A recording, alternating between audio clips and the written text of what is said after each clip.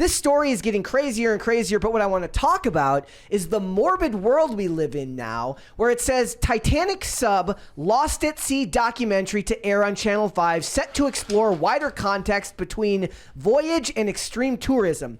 They greenlit this project before the bodies were cold, before they were dead.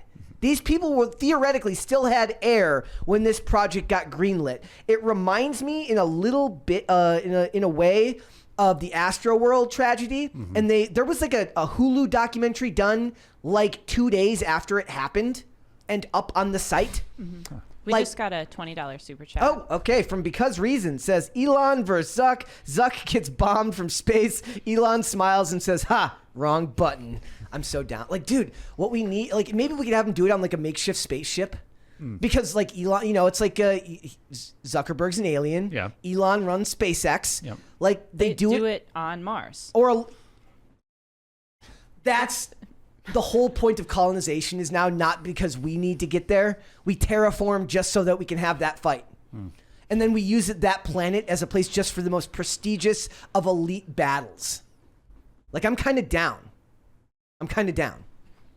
Okay, so that says the heart-wrenching search to locate and rescue the Titan submersible. They've run out of their air, ladies and gentlemen. It's already been confirmed. Does it strike you as callous that that they'd already greenlit this documentary before they'd even died?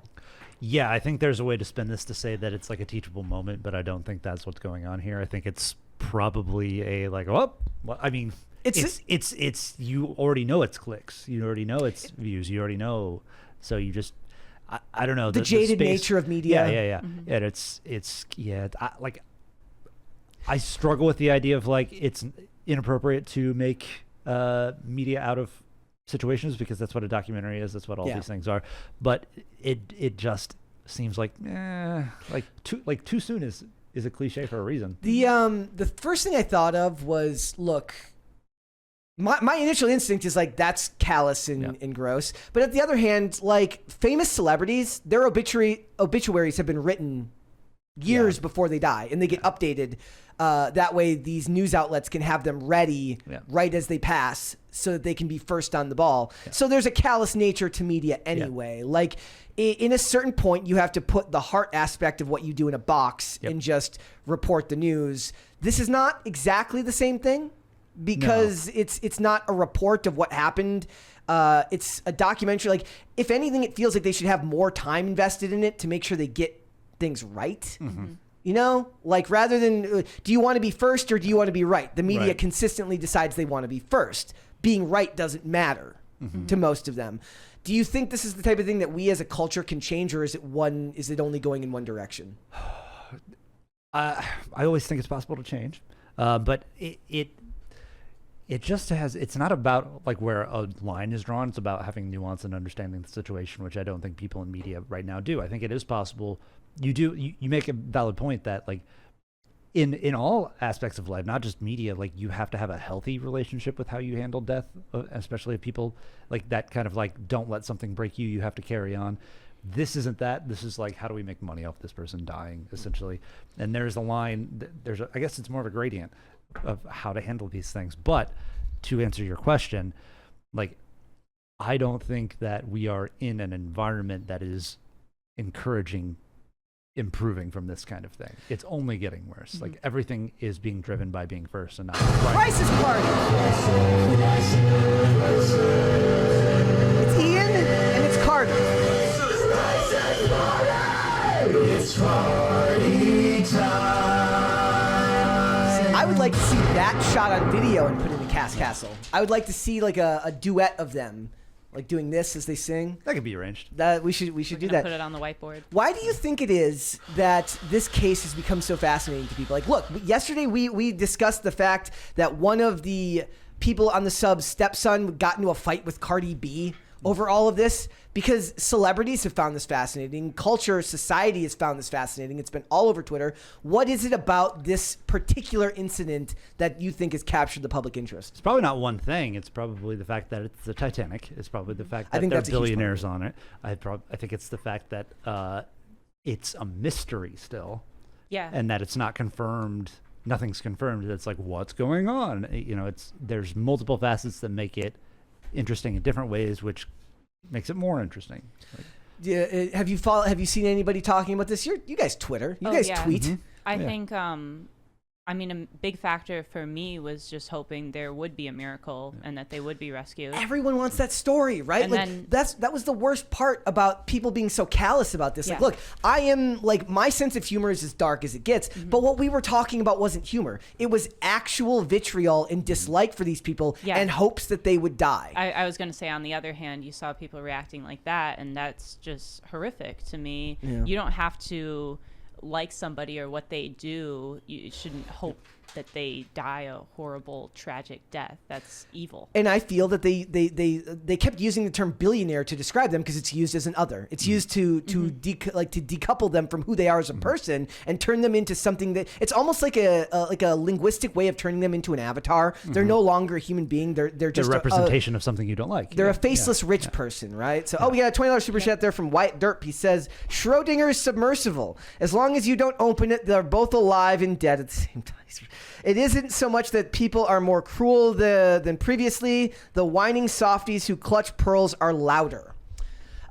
Look, is that true? To me, it's not about the humor. I've seen some memes that have made me laugh, but there's a difference between memes that make you laugh and people just outright wishing that something bad happens to these people. Yeah. Like there was a meme, and it was a guy answering on a phone saying like, Leo, there's going to be a sequel. That genuinely made me chuckle. But it's like, that's not the same thing as like hoping something bad happens to these people. It's like the people have been going on Amazon and reviewing the video game controller that they were using.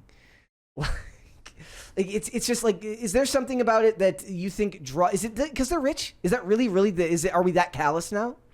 I think it is that. I think it's not based on anything, like there's no principle there. Yeah. It's just like you said, I hate this thing.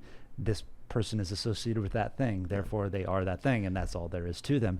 And like I can understand like having distaste for people who are rich, but it's not because they're rich, it's because of the things they do or partake in. But nobody's actually giving any examples of things these people have done that is abhorrent. They're just the fact that they're rich. Not to mention, this impacts a lot of people. I'm sure there are many friends and family members. Well, yeah, it was like, why is this kid going to a Blink-182 concert when his stepdad is like, even if you don't like your stepdad, your mom might need to be comforted. That's all I'm saying. I saw one of those articles. Yeah. I can understand wanting to tune out and distract yourself for a little bit from real life when something devastating is going on, but There's two $20 super chats here. One from Christina.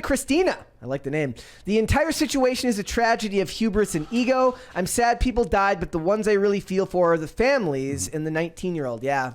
Like absolutely. If you're going to a Blink-182 concert, it might be fair to say that there are indications that maybe this person has a bit of desensitization by the comfort that comes with being a billionaire's stepson. Like these things are not rare. Yeah. And he was also hitting on an OnlyFans model while this is going on. It's like the whole thing is it's kind of ridiculous. Dave Gazzulli says it's a combination of the intrigue and the dangers of the deep, the hubris of people journeying to where they ought not to go, the cultural relevance of the Titanic movie, and the visceral nature of the terror of a disaster like this. I think that's perfectly well stated. Yeah, that's perfectly well stated. And this whole extreme tourism. Yeah. Thing so is it okay? And then I have to ask. Is this something you guys would ever do? No. I won't get on a fair ride. At all? No. I'll get on a roller coaster because they're safer and have far less likelihood of having accidents, but I won't get on a tilt-a-whirl. No. There's no way in hell I would get in the submersible and go underground, but some people seek that type of adventure and can afford it, so... Well, this has been a thing for it's kind of like those rich people who go on like the state like the fantasy vacations where they get to do something to pretend to be part of some career that they could never actually do. Like it's something that rich people do that I think that there's an inherent Westworld. Yeah, exactly. So it says Titanic sub Lost at Sea has been scheduled to air Tuesday at 7 p.m. Dude! Oh, that was fast. Dude! The doc will be presented by Channel 5 host Dan Walker. The ITN-produced documentary promises to go beyond news coverage and bring viewers up to date while examining the wider context about the voyage, its passengers, and the fascination with the Titanic shipwreck. The film will also talk to experts and look at the rise of extreme tourism. Why do you think extreme tourism is a thing? Is it because society's just grown so safe? I think it's always been a thing. Yeah. Mm-hmm. Like there are people that are just wired that way, I think. Like the perspective of if I'm going to go out, I want to go out doing something incredible. I don't particularly feel that way. Like adrenaline junkie. But, or just like that's your fascination. Like if you grew up obsessed with the Titanic in this particular scenario, maybe you would do that. Yeah, maybe you would take the I've risk. seen videos of people who were just fascinated by the Titanic too. So that was their dream. I saw another thing, and I can't confirm this because I didn't look into it beyond the headline, but that said that the guy manning the sub had descendants who died on the Titanic. I can't confirm whether that's true or not. It's just something I read. Oh, I think I saw something about that as well, but I don't remember what article it was. It's almost too perfect. Like it's almost too perfect. It sounds the whole thing sounds manufactured. Yeah. Like in they're not the people who are criticizing this. Outside of the extremely abhorrent nature of wanting something bad to happen to these people, they're not wrong when they say that this is that more attention is being paid to this because these people are wealthy. They're not wrong about that. I just don't think that gives license to want to wish ill upon somebody you've never met. Like I have a hard time. Like I've made this statement before. I'm like, look, I don't have a worst enemy, but if I had a worst enemy, I would have never wished what I had gone through with withdrawal during addiction. Like I would never wish that on my worst enemy if I had one. I can't imagine wishing a death that awful on somebody that I not only don't know, but like that is not only not my worst enemy, but somebody that I don't know at all outside of what their parents are worth monetarily. Like I feel like it speaks to the coarseness of our culture now that I do actually. This is a little bit of it's not a reach, but I think you put a lot of this at the feet of Hollywood, who has made anti-capitalist media for decades and decades and decades, where rich people are turned into others. Okay, I was watching an old episode, which is rich because they all are. Yes, I know. Well, I mean, they also like making anti-white people stuff, and they're white, so it is what it is. But I was watching a thing the other day. I love the show White Collar. It was a Jeff Easton show from the mid 2000s, and there's an episode where Matt Bomer's character goes undercover as a butler to save the fortune of like a rich family. And like he actually uses the line, he goes, a family's fortune is at risk. I'm like, they'd never make that now. They'd be happy that the family lost the money.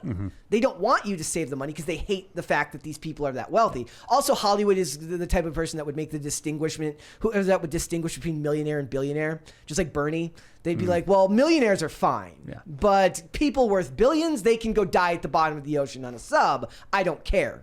And that's wrong, if you ask me, at least in my opinion, to think that way. So, is this would you guys end up watching a documentary like this, or would you wait? I don't think I'm interested enough to watch it anyway.